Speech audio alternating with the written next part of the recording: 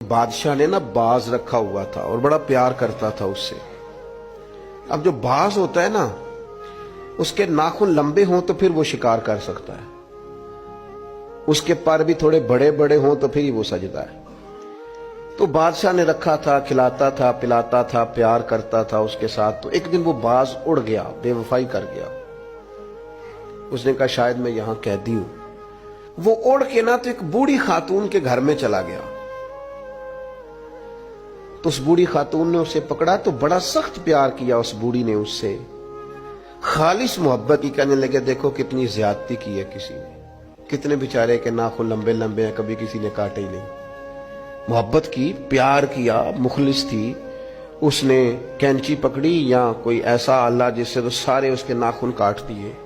फिर कहने लगी देखो कितना बेचारे पर बोझ है, इतने इतने बड़े पर हो गए, कभी किसी ने सोचा ही नहीं कि इसके पर काट दिए जाए, जरा सफाई हो जाए। फिर उसने उसके पर काट डाले, उसने प्यार किया। किनार रूमी रो के कहते हैं उस मोहब्बत में पर कट गए, शिकार की सलाहियत चली गई। उसने प्यार किया, लेकिन वो बाज वहां रो पड़ा और रो के कहने लगा अम्मा ये तूने प्यार किया, मुझे नाकारा कर दिया। तो उड़ने वाला हूं मैं, तो बैठ सकता ही नहीं, और मुझे बेपर कर दिया तूने। ये प्यार है? मोहब्बत, प्यार, खुलूस, उसमें भी तो काबिलियत और अहलियत की जरूरत है। आरिफ रूमी कहते हैं फिर वो वहां रोया, रो के कहने लगा काश कभी मेरा मालिक मुझे मिल जाए ना। उसे सलीका आता था मुझे संभालने का, क्या किया मेरे साथ, इतना जबर। फरमाते हैं बादशाह ढूंढता ढूंढता आ गया, और जब गली से उस बादशाह ने ढूंढते ढूंढते गुजरा तो उसकी आवाज उस बाज ने सुनी तो वो चीखा।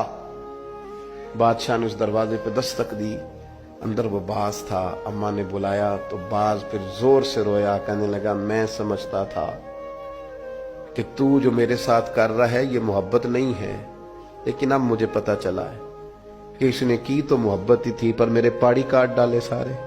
इसकी मोहब्बत ने मेरी आजादी छीन ली, इसकी मोहब्बत ने मेरी सेहत छीन ली।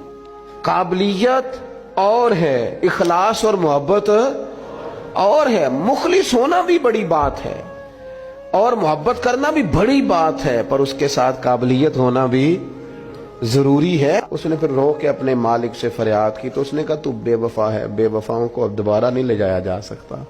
उसने कहा मैंने बेवफाई की सजा भी तो पाई है ना, मैं बेवफा था तो देख मेरी आजादी का क्या हाल हुआ है। बादशाह ने फिर उसे माफ कर दिया और अपनी पनाह में लिया। आरिफ रूमी लिखने के बाद लिखते हैं किसी से मोहब्बत जरूर करो पर उसके पर तो ना काटो, और किसी से मोहब्बत जरूर करो पर उसकी आजादी तो ना छीन लो।